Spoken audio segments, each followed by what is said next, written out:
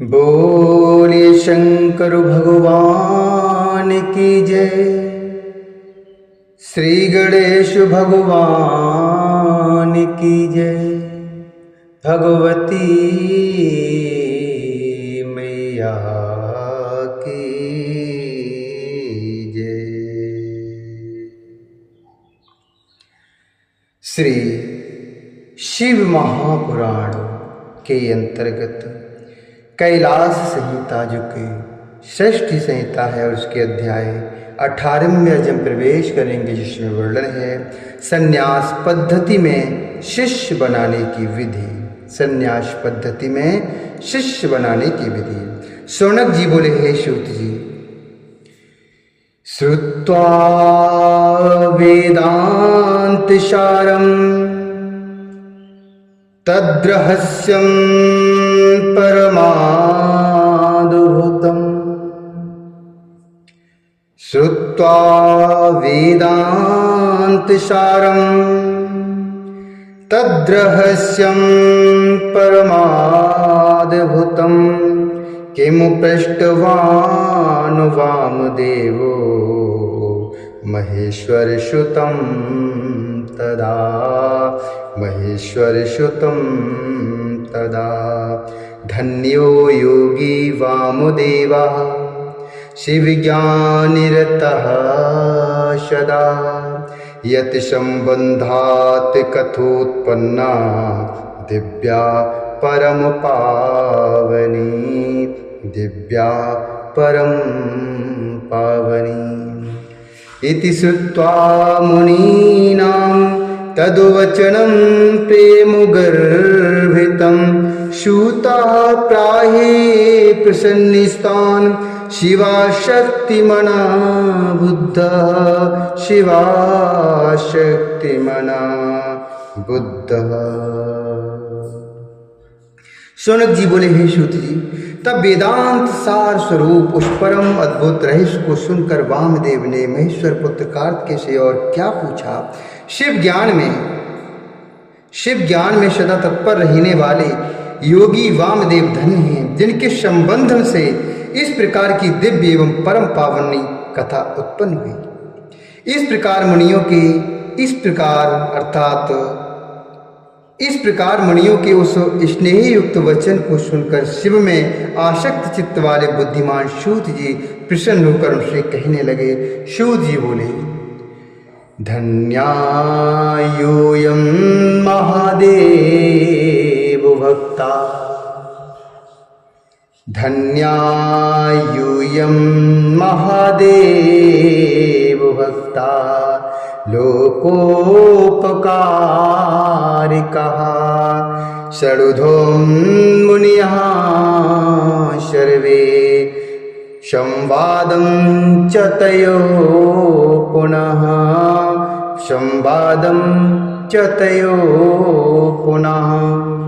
श्रुत्वा महेशितनैवचनं द्वैतिनासिकम्। श्रुत्वा महेशितनैवचनं द्वैतिनासिकम्। अद्वैतज्ञानजनकं सन्तुष्टो भून् महान् मुनिः। सन्तुष्टो भून् महान् मुनिः। नत्वा स्तुत्वा च विविधं कार्तिकेयं शिवात्मजं। नत्वा स्तुत्वा च विविधं कार्तिकेयं शिवात्मजं। पुनः पपृच्छ तत्त्वमहि विनयेन महामुनिः। पुनः पपृच्छ तत्त्वमहि विनयेन महामुनिः।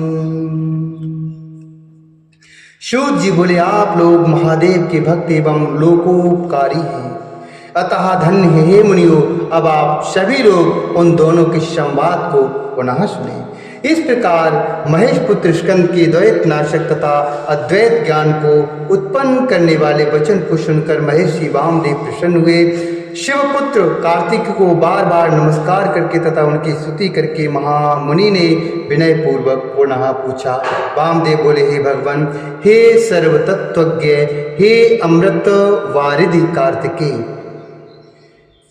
भगवन् सर्वतत्वज्ञ शनिमुखामृतिवारिधे गुरुत्वं कथमेतेषां यतीनां भावितात्मनाम यतीनां भावितात्मनां जीवानां भोगमोक्षादि सिद्ध्यति यद्वशात् पारंपर्यं विना नैषामुपदेशाधिकारिता नैषामुपदेशाधिकारिता। वामदेव बोले, हे भगवान, हे सर्वतत्वज्ञ, हे अमृतवारिधि हे कार्तिकेय, इन आत्मज्ञानी यतियों का गुरुत्व कैसे है? इन आत्मज्ञानी यतियों का गुरुत्व कैसे है? जीवों को भोग मोक्षादि की सिद्धि किस कारण से होती है? संप्रदाय की परंपरा के बिना इन्हें उपदेश में अधिकार क्यों नहीं है? इनका इस प्रकार क्षौर कर्म क्यों होता है तथा ऐसा अभिषेक क्यों किया जाता है? सभी बातों को बताइए। हे स्वामिन, आप मेरे संदेह को दूर करने की कृपा कीजिए। वामदेव का यह वचन सुनकर कार्तिकेय जी मन में शिव तथा पार्वती का ध्यान करते हुए कहने लगे। श्री सुब्रह्मण्य बोले, योगपट्टं प्रवक्ष्यामि गुरुत्वं येन जायते तव स्नेहाद् वामदेव महद्गोप्यं विमुक्तिदं महद्गोप्यं विमुक्तिदम्। वैशाखे श्रावणे मासि तथा श्वयुजी कार्तिके मार्गशीर्षे च माघे वा शुक्लपक्षे शुभे दिने पंचम्यां पौर्णमास्यां वा कृतिप्रभा प्राभातिके क्रियः पंचम्यां पौर्णमास्यां वा कृतिप्रभा प्राभातिके क्रिया लब्धानुगस्तु गुरुड़ा स्नात्वा नियतिमानसः। श्री सुब्रह्मण्य बोले, अर्थात कार्तिक जी बोले, अब मैं आपके स्नेह बस योग पट्ट का वर्णन करूंगा जिसके कारण गुरुत्व प्राप्त होता है। वामदेव, ये अत्यंत गोपनीय तथा मुक्तिप्रद है। वैशाख, श्रावण, अश्विन, कार्तिक, मार्गशीर्ष अथवा माघ मास के शुक्ल पक्ष में उत्तम दिन में पंचमी अथवा पूर्णमासी को प्रातः काल की नित्य कर्म विधि समाप्त कर शिष्य गुरु की आज्ञा से स्तर चित्त होकर नियम पूर्वक स्नान करके पर्यंक अर्थात आसन की शुद्धि करे तथा उसके बाद वस्त्र से अपने शरीर को पोंछकर दूना डोरा बांध करके कटि वस्त्र एवं उत्तरीय धारण करे। फिर पैर धोकर 2 बार आचमन करके शब्दोजातादि मंत्र से विधि पूर्वक भस्म धारण करे। इसके बाद फिर भस्म लेकर उसे सारे शरीर में लगाए। हे मुने, तब आचार्य प्रसन्न होकर शिष्य का हाथ ग्रहण करे और वह शिष्य दोनों हाथों से अंजलि बनाकर पूर्वाभिमुख अलंकृत मंडप में जहाँ कुश उसके ऊपर मृग चर्म तथा उसके ऊपर वस्त्र बिछा हो ऐसे आसन पर बैठे। इसके बाद आचार्य को चाहिए कि अपने हाथ में आधार सहित शंख लेकर अस्त्र मंत्र से उसे शुद्ध करके शिष्य के प्रति अनुकूल होकर उसके आगे आधार पर स्थापित करे। शिष्य के प्रति अनुकूल होकर उसके आगे आधार पर स्थापित करे। तत्पश्चात आधार सहित शंख की कुसुमादि से पूजा कर कवच एवं अस्त्र मंत्र से उस शंख में शोधित किया गया उत्तम जल डाले और पूर्ववत पुनः कथित षडंग के क्रम से उसका पूजन कर प्रणव मंत्र से 7 बार जल को आमंत्रित करें। पुनः गंध पुष्पाद्य से पूजन कर धूप तथा दीप दिखाकर अस्त्र मंत्र से रक्षा करके उस शंख को कवच मंत्र से अवगुंठित करें। उसके बाद आचार्य स्वयं धेनु और शंख मुद्रा दिखाए। तदंतर उस शंख को अपने आगे दक्षिण दिशा में उत्तम स्थान पर रखकर पूजा के अर्घ्य विधान के अनुसार उत्तम तथा शुभ मंडल का निर्माण करे और सुगंधित पुष्पों से उसकी पूजा करे।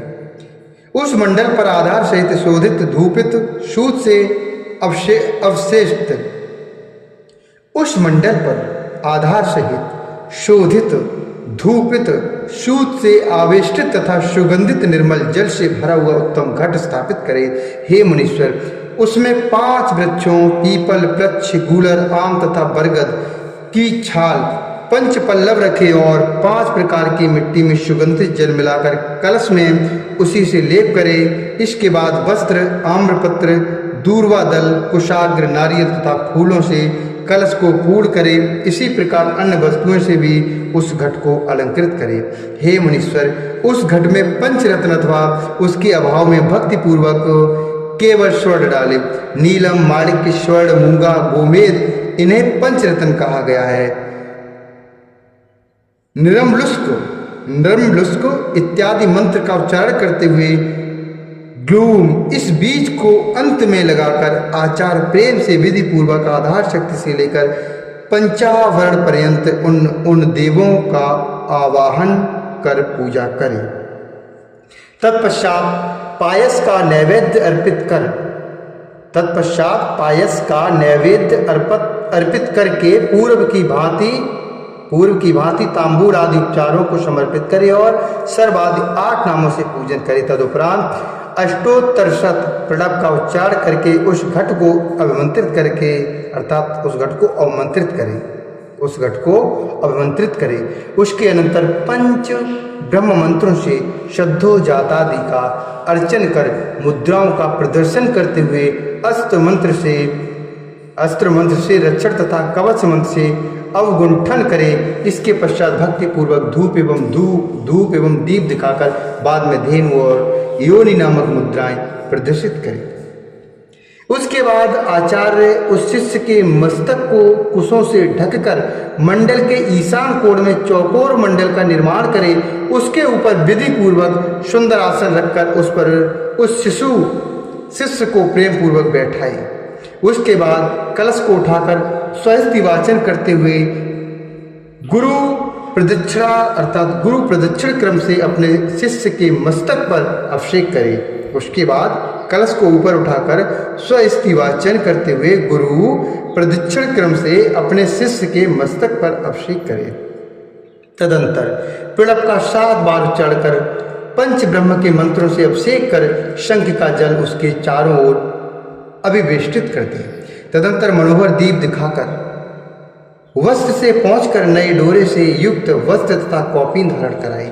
इसके बाद पैर धोकर तथा 2 बार आचमन करा के भस्म लगाकर आचार्य अपने हाथों से उसके दोनों हाथों को पकड़कर मंडप के मध्य में उसे ले जाए। पुनः गुरु उसके अंगों में विधि पूर्वक भस्म लगाकर उसके लिए रखे हुए आसन पर सुखपूर्वक बैठाए। तदंतर पूर्व की ओर मुख को करके बैठे हुए शिष्य को आत्म तत्व ज्ञान का अभिलाषी जानकर अपने आसन पर बैठा हुआ आचार्य से उससे कहे विशुद्ध आत्मा वाले हो जाओ। तत्पश्चात गुरु पर पूर्ण शिव हूँ ऐसा कहकर अचल होकर 2 घड़ी तक के लिए स्थिरचित्त होकर समाधि में लीन रहे। इसके बाद नेत्र खोलकर अपने सामने अंजलि बांधकर खड़े हुए अपने शिष्य की ओर प्रेम से देखे।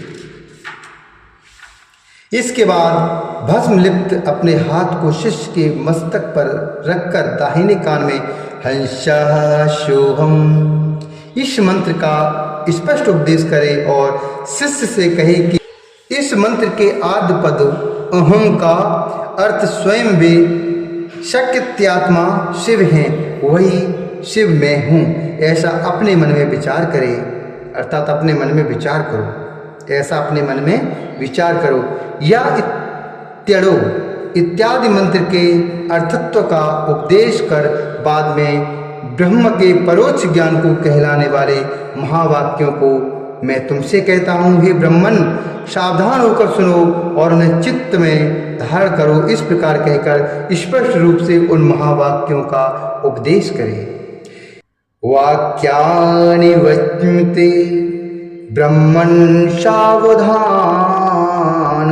शृणु तानि धारय चित्ते सब्रूयादिति संस्फुटम् तानि धारय चित्ते सब्रूयादिति संस्फुटम् इति श्री शिव महापुराणे षष्ठ्यां कैलास संहितायां संन्यास पद्धतौ शिष्यकरण विधिर्नामाष्टदशोऽध्याय। इस प्रकार से श्री महापुराण के अंतर्गत छठी कैलाश संहिता में संन्यास पद्धति में शिष्यकरण विधि नामक 18वां अध्याय पूर्ण हुआ। बोले शंकर भगवान की जय, श्री हरिनारायण भगवान की जय।